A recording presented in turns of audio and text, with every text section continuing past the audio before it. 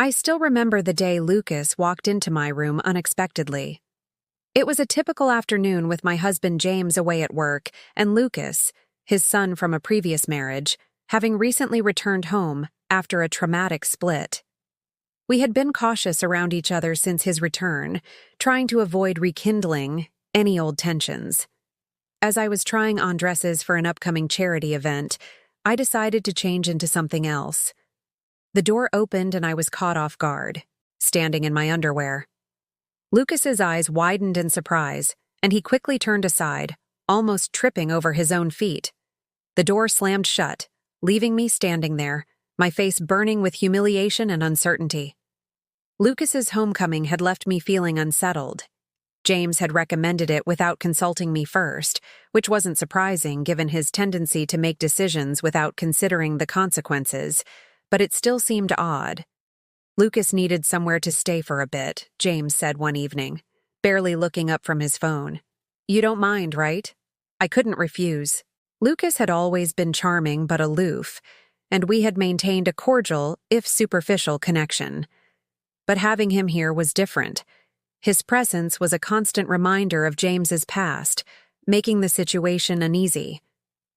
As the days went by, I couldn't help but notice changes in Lucas's behavior.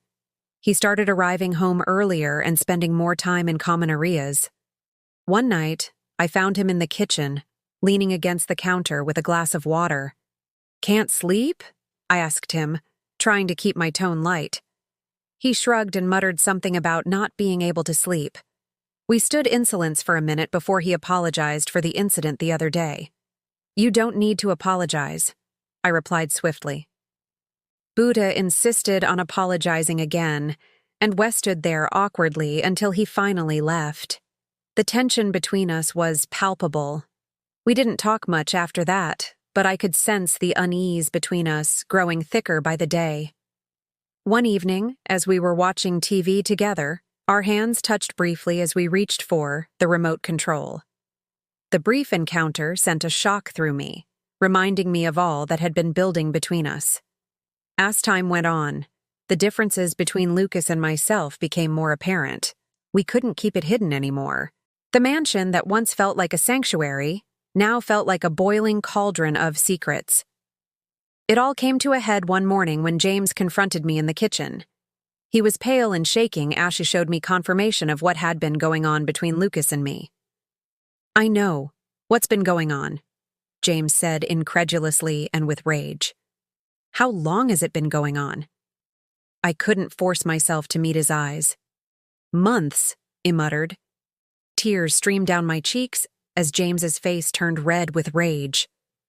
"Well, I've been trying to create this for us." "You have been." His voice cracked as he looked at me with anguish in his eyes, but it was too late. Lucas walked in just then, his face hardening as he took in the surroundings. James screamed at Lucas to get out of his house. In the end, both Lucas and I packed our belongings quietly and left the house behind. As we drove away from the only home we knew for so long, my phone vibrated with messages from friends who'd turned their backs on me after discovering what had happened between Lucas and me.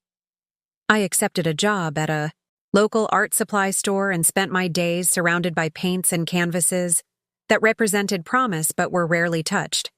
It took months for the wounds to heal fully. But then one day, James showed up at my doorstep again.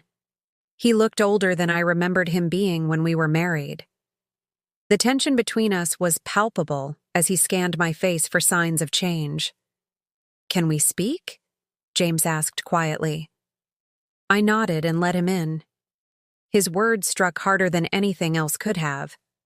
I hadn't intended to harm him or hurt him, but in that moment, we talked for hours, recalling events from our marriage that we had overlooked at the time, but now felt momentous. By the time he departed, our wrath had subsided, and we had reached a calm agreement. It wasn't forgiveness, but it was something I could rely on. Lucas's leaving left emptiness inside me. Where did he go? Did he regret it? Did he still think of me in the same way I conceived of him? One evening, as I was leaving work, I discovered a note slipped behind my window. It read, Meet the old oak tree at sunset. Come alone. I hesitated before deciding to go. And as I stood under the oak tree, with its branches swaying gently in the wind, I realized that life is full of unexpected twists and turns. Sometimes, you find yourself lost in a world you never knew existed, and sometimes, you find yourself lost without even realizing it. But it's always up to you to take control, to find your own path, and to never give up hope. For even in the darkest moments, there is always a glimmer of light waiting to guide you through. Want more stories like this? Subscribe to our channel for new content every week. Asterisk, asterisk. Like this video if you're intrigued by complex relationships and drama. Share your thoughts in the comments below. Have you ever found yourself caught up in a complicated situation like this? How did you handle it? Asterisk. Don't forget to hit that notification bell so you can stay up to date with our latest videos.